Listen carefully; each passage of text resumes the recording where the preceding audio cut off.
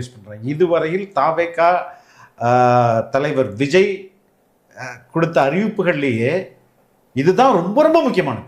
உண்மையிலே ரொம்ப ரொம்ப முக்கியமானது. இது இந்தியாவுக்கே ஒரு முன்னோடியான ஸ்பீச். டைரக்ட் டெமோக்ரஸியில் என்ன இருக்குன்னா, ஒரு அரசை நான் தேர்வு செய்கிறேன், அந்த தேர்வு செய்த அரசு அது போய் அது இஷ்டத்துக்கு வேலை பண்ணிட்டு இருக்கு. நான் சொல்றது அது செய்தா, நான் சொல்றது அது கேட்குதா, ஏன் விருப்பத்துக்கு அது வேலை செய்தா அப்படின்றது தான் அது இங்கே பெரிய கேள்விக்குறி. அப்போ நம்ம ஊரில் டைரக்ட் டெமோக்ரஸின்றது இல்லை, இன்டைரக்ட் டெமோக்ரஸியை தான் நம்ம டெமோக்ரஸின்னு நினச்சிக்கிட்டு இருக்கோம்.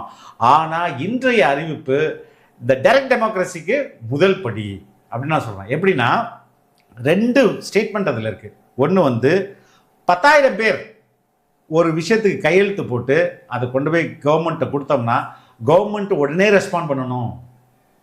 எங்கள் ஊருக்கு இந்த ஆலை வேணாம், இந்த ஃபேக்ட்ரி வேண்டாம், 10,000 பேர் கையெழுத்து போட்டு கொண்டு போய் கொடுத்தோம்னா கவர்மெண்ட்டுக்கு அது பதில் தரும். என்ன தரும்? இல்லைங்க நீங்கள் சொல்கிறத நான் கேட்குறோம், இல்லைங்க இதெல்லாம் காரணம். ஃபார் எக்ஸாம்பிள் நம்ம இப்படி எடுத்துக்கோமா, மேல்மான்னு ஒரு ஊர் இருக்குது. அங்கே கவர்மெண்ட் ஒரு சிப்காட் எடுத்துகிட்டு வருது. ஓகே, தமிழ்நாடு கவர்மெண்ட் தான் சிப்காட் எடுத்துகிட்டு வருது. அந்த சிப்காட்டை அந்த உள்ள மக்கள் எதிர்க்கிறாங்க.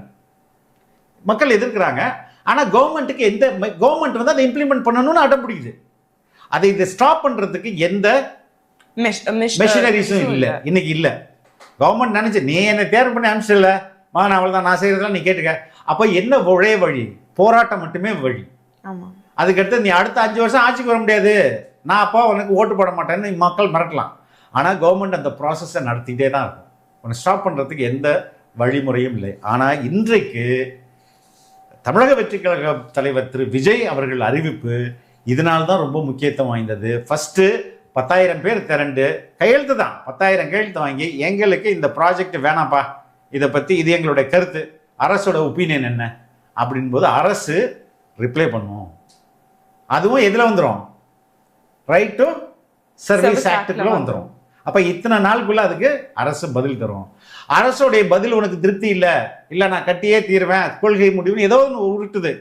அப்போ நீ என்ன பண்ணலாம், அந்த 10,000 பேர் சிக்னேச்சர் வாங்குறல அதை 5 லட்சம் பேரை மாற்றலாம்.